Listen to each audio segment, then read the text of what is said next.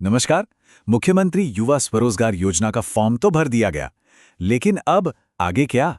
ये सवाल ना हर उस इंसान के मन में है जिसने भी फॉर्म भरा है। तो चलिए आज इसी सवाल की जड़ तक जाते हैं और एक-एक करके सारे जवाब ढूंढते हैं। तो यही है वो सबसे बड़ा सवाल जिसके इर्द गिर्द आज की हमारी पूरी बातचीत घूमेगी। क्या पैसा सबको मिलेगा? जांच पड़ताल कैसे होगी? और सबसे जरूरी बात, क्या उम्मीद रखनी चाहिए? चलिए इसमें और गहराई से उतरते हैं। चलिए सबसे पहले तो ये समझते हैं कि ये योजना आखिर है कितनी बड़ी। मतलब इस बार कितने लोगों तक ये सरकारी मदद पहुंचने वाली है। तो जो आंकड़ा सामने आया है ना, वो है पूरे राज्य में कुल 1 लाख लोगों को लोन देने का। जी हाँ, 1 लाख। ये कोई छोटा मोटा नंबर नहीं है। इससे साफ पता चलता है कि सरकार इस योजना को लेकर कितनी सीरियस है। अच्छा, अब मान लीजिए कि किसी का नाम इस 1 लाख की लिस्ट में नहीं आता, तो क्या क्या उम्मीद खत्म? नहीं, बिल्कुल नहीं। जानकारी ये है कि अगर कोई आवेदक योग्य है तो उसका नाम अगले फाइनेंशियल ईयर की लिस्ट के लिए आगे बढ़ाया जा सकता है, जिसमें करीब 35,000 और लोगों को फायदा मिलने की उम्मीद है। चलिए अब आते हैं उस सवाल पर जो शायद सबकी सबसे बड़ी टेंशन है, सिविल स्कोर। क्या किसी का क्रेडिट स्कोर ही सब कुछ तय करेगा? क्या इसी से फैसला होगा कि लोन मिलेगा या नहीं? आइए देखते हैं कि सच क्या है। अब देखिए, इस पर जो सोच सामने आई है ना, वो बड़ी कमाल की है। ये बात सीधे अधिकारियों से हुई बातचीत पर आधारित है। उनका मानना है कि अगर सिर्फ अच्छे सिविल स्कोर वालों को देखकर ही लोन दिया गया तो पैसा उन लोगों तक पहुंच जाएगा जिन्हें शायद इसकी सबसे कम जरूरत है। तो यहां ना दो अलग अलग दुनियाएं हैं, समझिए। एक तरफ बैंक का पुराना तरीका है जो हमेशा ऊंचे सिबिल स्कोर और मजबूत क्रेडिट हिस्ट्री को ही देखता है।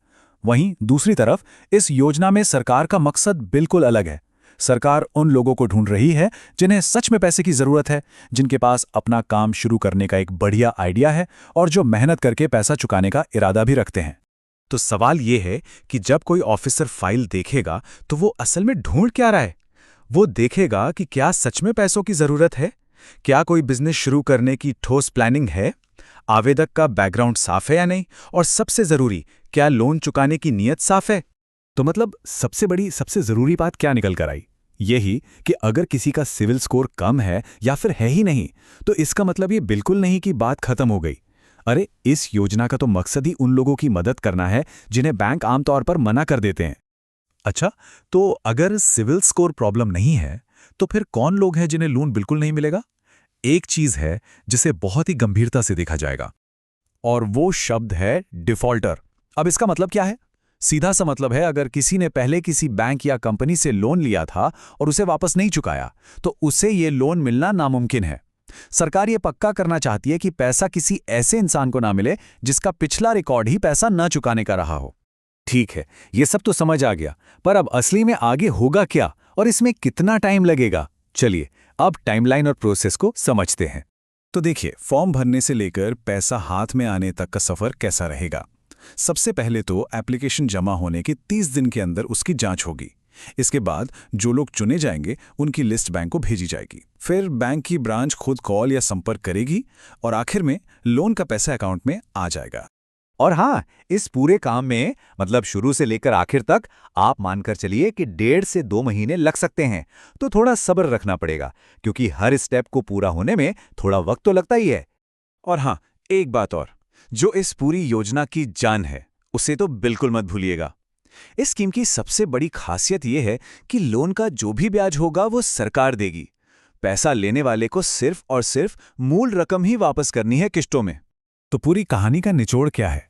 बस इतना सा कि इस योजना में किसी की जरूरत और उसके नेक इरादों को उसके सिविल स्कोर से कहीं ज्यादा ऊपर रखा जा रहा है। अगर काम करने का इरादा पक्का है और नीयत साफ है, तो ये एक बहुत बड़ा मौका हो सकता है। और जाते जाते एक बड़ा सवाल छोड़ जाते हैं, क्या ये योजना कागज पर जितनी अच्छी दिख रही है, असल में भी उतनी ही कामयाब होगी?